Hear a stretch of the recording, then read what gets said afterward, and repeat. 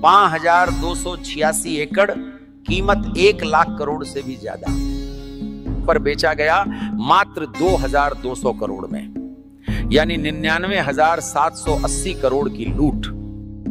बाबा कहता है ये सिर्फ जमीन का सौदा नहीं, ये लोकतंत्र की चिता पर खेला गया ताश है। सीधा सौदा नहीं हुआ, कंपनी खरीदी गई, नाम बदल दिया गया, कागजों की बाजीगरी से जनता की जमीन कॉरपोरेट की तिजोरी में बंद कर दी गई।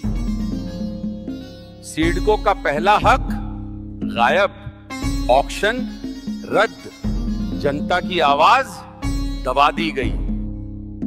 ये जाल इतना महीन बुना गया कि जनता को समझ ही ना आए कि कब लूटी गई।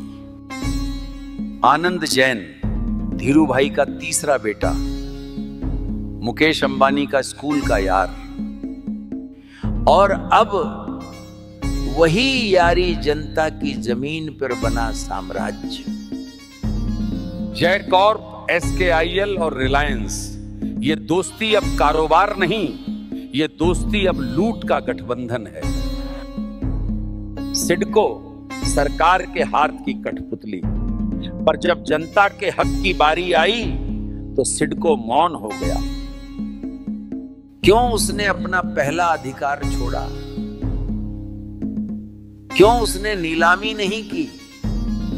ये चुप्पी केवल खामोशी नहीं, ये सत्ता की दलाली है। किसानों से छीनी गई जमीन पहले बनी विशेष आर्थिक क्षेत्र, फिर एक हस्ताक्षर से बन गई समेकित औद्योगिक क्षेत्र, यानी किसानों का दर्द कॉरपोरेट का सोना। सरकार बोली ये विकास है, बाबा कहता है ये विकास नहीं, ये नीति की लाश पर खड़ा मुनाफा है। मार्च 2025 बॉम्बे उच्च न्यायालय ने कहा अधिग्रहण प्रक्रिया गलतियों से भरी है, भूस्वामियों की सुनवाई केवल दिखावा थी। जनता समझ लो, जब अदालत ये कहे कि लोकतंत्र सिर्फ नाटक बन गया है, तो जान लो कि खेल कितना गहरा है। रिलायंस को मिली रियायतें, छूटें और सौदे। CAG की रिपोर्ट कहती है 99,780 करोड़ का नुकसान। सोचो भारतवासियों, ये रकम मिटा सकती थी हर किसान का कर्ज, भर सकती थी हर अस्पताल की दवा, बना सकती थी हर स्कूल की छत, पर ये सब गया दोस्ती और सत्ता की तिजोरी में। भारतवासियों, ये 5286 एकड़ जमीन सिर्फ मिट्टी नहीं थी, ये तुम्हारा भविष्य था, और उस भविष्य को नीलाम कर दिया गया।